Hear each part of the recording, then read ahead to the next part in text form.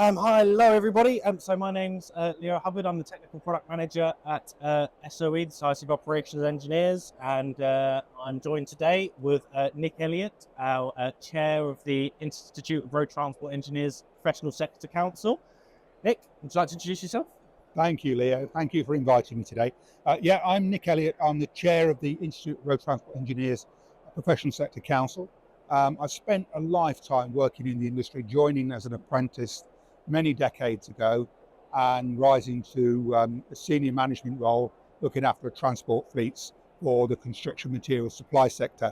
I also sit on the SOE trustee board as a trustee director, and I have a passion for trying to make sure that as an industry we can get better and better, which brings me on to MPRS.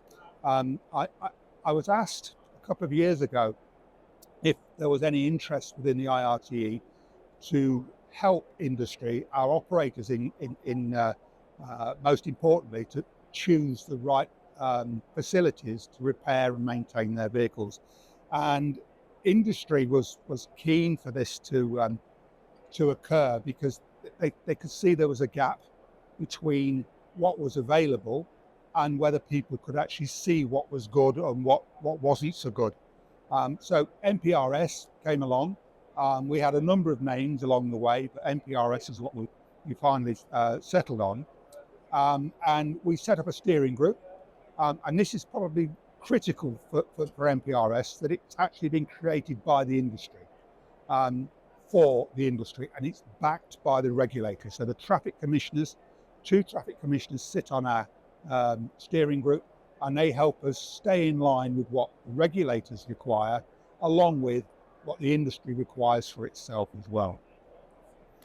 Yeah, I can only sort of want to echo what Nick said there. I think something that it's quite unique about MPRS and about the scheme is the fact that it is industry-led. I always say that in our industry we are quite guilty of going off and then sort of creating our own products and schemes and frameworks independently and then wondering why they don't do so well after a couple of years. And really that's one of the most unique things about this scheme is the fact that we have, as Nick mentioned, we've got the RHA, we've got the SMMT, the BVRLA, we've got ourselves, we've got CPT, we've got the two traffic commissioners who sit directly on the steering group, including the senior traffic commissioner, Kevin Rooney, and we have DVSA representatives, DFT representatives, and I hope I haven't missed out any acronyms, otherwise they'll complain at me, but I do believe that's all of them. But yeah, having everybody involved is honestly one of the most rewarding aspects of the product, because it's reassuring knowing that we are actually leading the industry in terms of the development and improvements throughout workshops and across the commercial vehicle landscape. It's just a reassuring thing, really, that we have everybody involved in every single sense of that. So, Nick, I was going to ask you, what do you think are the main benefits of MPRS? Well, before I go into what the benefits are, I think it'll become self-evident. I think there's a key message here, and I've used this. I've mentioned this on a number of events before, and the operators are both responsible and accountable for their actions. Now, the providers of servicing and maintenance and inspection facilities are responsible for doing what they're responsible for doing, but it's the operator that's accountable as well as responsible. So if it goes wrong on the back of something that a transport supplier has provided, a workshop for example, it's the operator that's accountable for that error or that issue. And to be honest with you, I learned a phrase many years ago when I was a young teenager. My dad used this phrase and I didn't really understand what he meant. It was ignorance is bliss. And everyone can go through with a really relaxed state of mind if they don't really understand what's going on behind the scenes. And the example he gave me was back in the 70s, there was this old car, 15-year-old car, in the outside lane of a motorway doing about 80 miles an hour. And my father said to me, ignorance is bliss, Nick. The driver of that car has no idea what they're putting that old car through, and it will go bang in a minute. Whether it did or not, I don't know. But the point is, there are some operators that I believe are applying this ignorance is bliss approach. They are saying, I'm buying the services from this workshop, and because they're doing the work for me, I can forget about it. They're doing a good job. But ignorance is not a very good defense if it goes wrong. So essentially, the process of MPRS is to remove that ignorance and provide transparency. No one level is better than the other. We've got 5 ratings, and it starts at qualified, engaged, and goes right the way through to platinum. And each level provides transparency to the purchaser, the operator, to see what they're getting for their money. It doesn't have to be a platinum rated OEM workshop that's needed all the time. Bob round the corner with his van can just as easily fit a rear number plate onto a vehicle that broke off that morning as a platinum plated dealer. That doesn't mean Bob is any better or any worse than the platinum rated dealer. It just means he's rated that he's going to be able to do a sufficiently responsible and accountable job. So MPRS, to me, the benefits of it is providing transparency and allowing an operator to operate with accountability without that ignorance, because ignorance won't get you very far when you sat in front of Kevin Rooney. Yeah, no, I think you're bang on there, Nick. I think I also echo that accountability aspect everywhere that I do speak about MPRS. In fact, speaking to a couple of people today at the CV show who were describing some of the issues that they have with regards to some of the more the older aspect of the workforce and those that have been in the industry for 20, 30 years who are qualified and have done their sort of MVQ qualifications from some time ago, and as they've sort of developed their skills and experience, they're quite happy with what they're doing. They don't want to go and do any additional qualifications. They don't want to do any additional certifications or sort of competency checks like IRTE, and they just want to work at the back of the workshop and do their job. I think we've sort of seen that over the years. Yeah. And I'd sort of like to say that we're sort of coming to the end of that being acceptable. I think the conversations being asked by a number of different people today being, oh, how do you deal with that? How do we get them to do a formal qualification? How do we get them to do a competency check when none of them want to do that?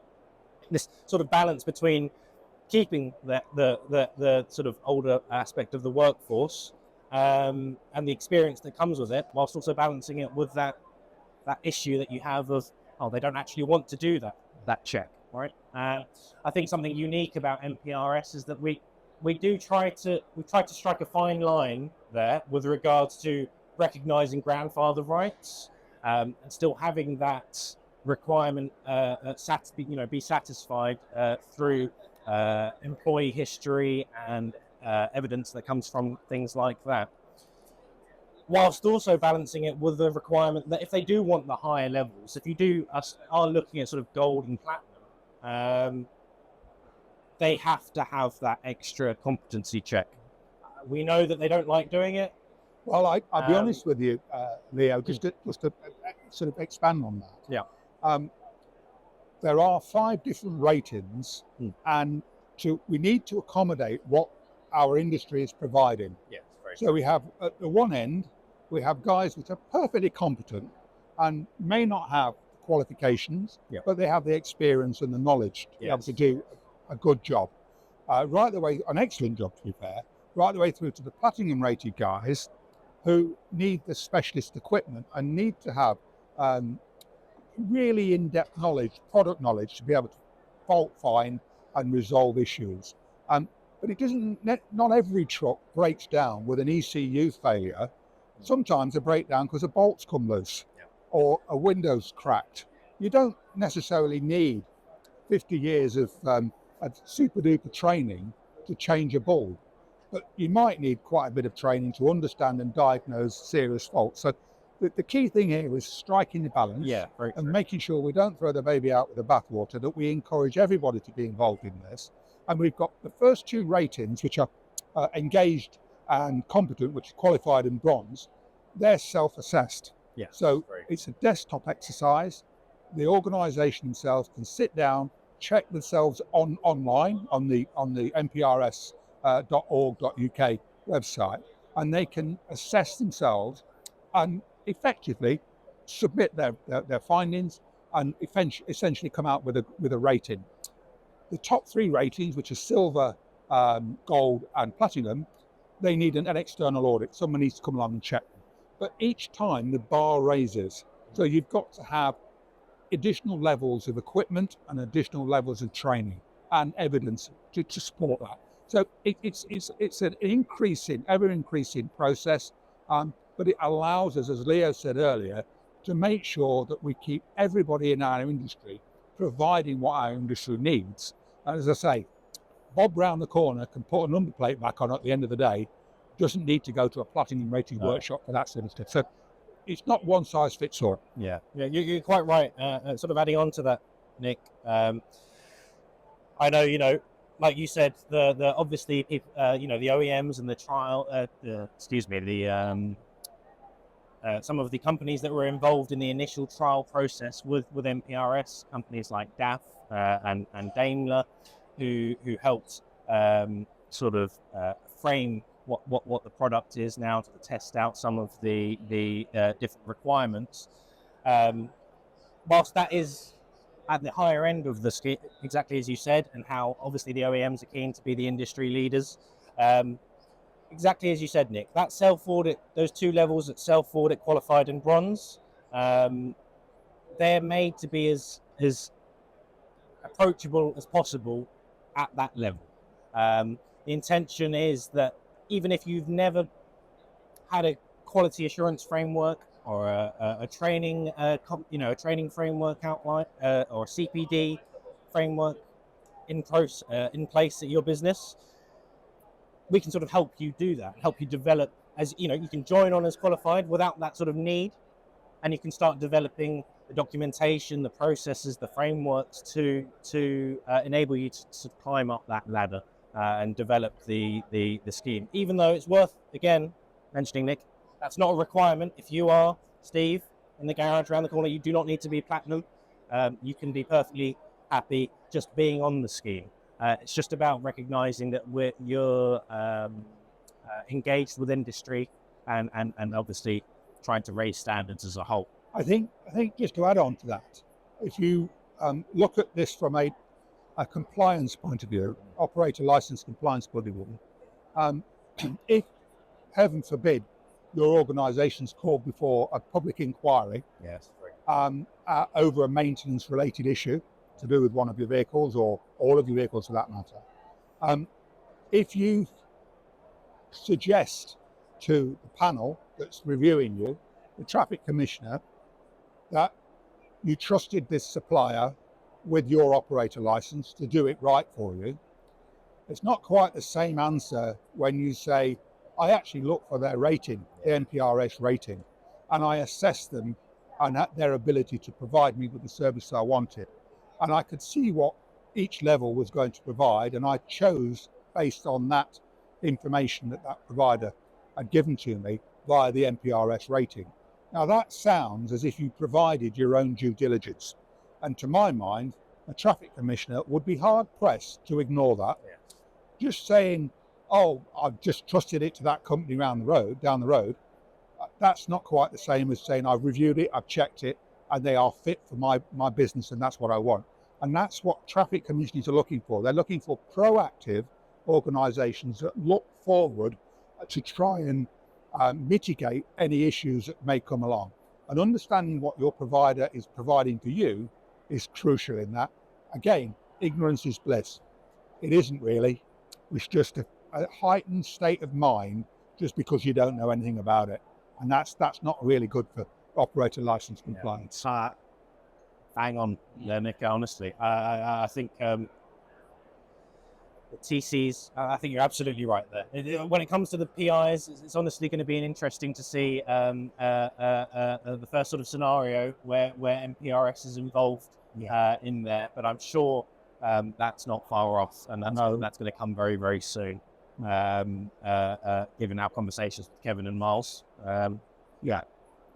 So, can I ask you, how it's more or less 12 months since the MPRS was launched this time last year. It was the anniversary today, I believe. TV show. So, how far have we come in 12 months here?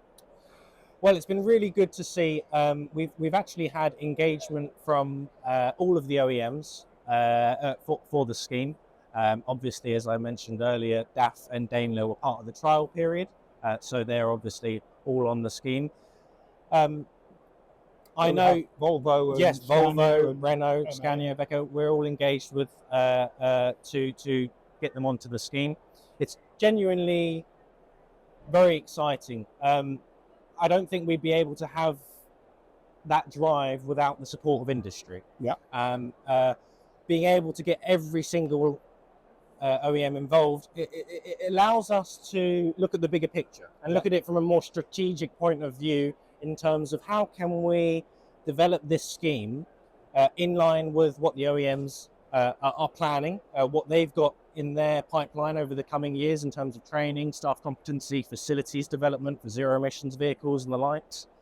So having everybody involved and engaged is genuinely a really exciting thing. We're currently sitting at just over 200 MPRS rated workshops currently, with a good number, I think just under 200 still on the pipeline for this year, which is honestly very, very exciting.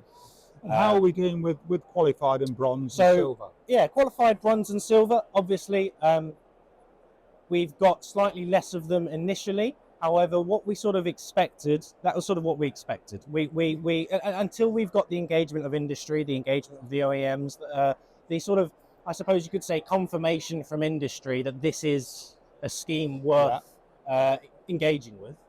Now that we've sort of got that, what we expect is qualified in bronze and silver to sort of start picking up in terms of more smaller independent workshops recognizing the actual benefits. I'm hesitant to say protection, but the fact that it makes you aware of the fact that you need to be accountable for your actions as an operator and as a maintenance provider, being able to provide that information to the operators.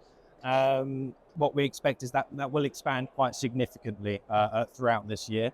We're also developing and speaking with different parts of the sector with regards to tailoring the MPRS audit to the specific workshop contexts that they are working in. So we have been working at developing a trailer-specific MPRS.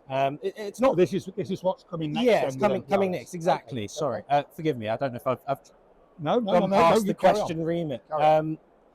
But we are. It's not sort of a. I suppose you could say it's more like a bolt-on. It's about taking the MPRS audit. If we've got, for example, a trailer workshop, a workshop that mainly only works on trailers in every single sense.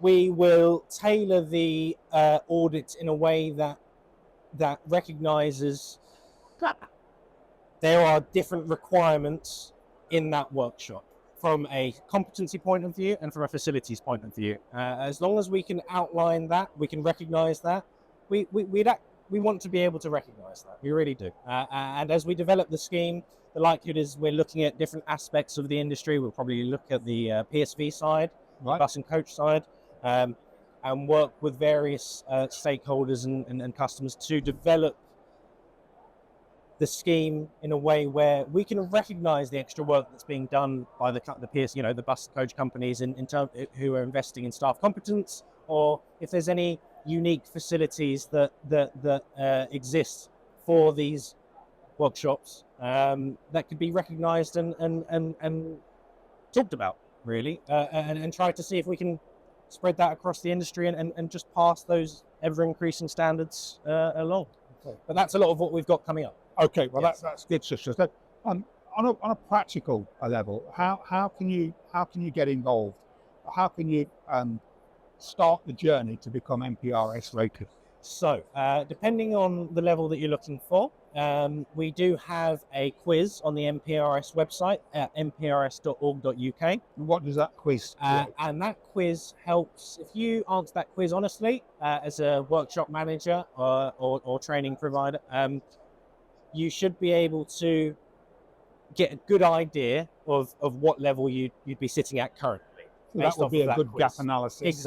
Exactly. Depending on that, and if you're sort of suggested to look at the qualified and bronze levels, then obviously you can start the process of doing the self audit online, and there's a whole application which guides you through the different requirements, the supporting evidence that's required, and then a sort of declaration of compliance at the end. And once that's done, you've also got the 3 other levels, silver, gold, and platinum, like you said. For the in-person audits, if you're interested in getting those audits organised or for more information about them, best thing to do is to reach out to us at SOE. You can contact us at our website, the MPRS email inbox, which I believe is mprs@soe.org.uk. And we've also got, you're more than welcome to contact us by phone or by, no, lost that. Semaphore.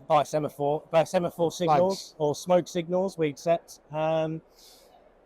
Yeah, but contacting us through the email or just giving us a ring is honestly the best bet when it comes to doing the in-person audit, because I find, depending on the network size, depending on the number of workshops, there are different ways to go about organising those audits. I think when you've got larger networks, you can almost separate the 2 categories. The staff competency can sort of be carried out initially at a sort of head office level, and then you've got the facilities in-person audit that can be then done after that process. But obviously, if you've got slightly smaller workshops, you can just do them as we do. Essentially, the process that you can apply can be tailored to what you want to provide for your customers. That is exactly it. Okay, absolutely. And essentially, you can work through that program to see where your level is. Exactly. And if you want to improve or stay where you are or whatever, you can see that. Yeah, we're quite flexible. We're not, if you're one technician away, if you just need to train one technician to be IRTE qualified to meet the criteria for a gold, a platinum workshop. As long as that's scheduled in and booked in, and we've seen evidence of that being in process, we're not going to lock you to gold. We will provide you the rating that is indicative of the level that you're working at. Myself. Yeah. Okay. Fantastic. Nick, it's been a pleasure. Thank you very much. Thank you.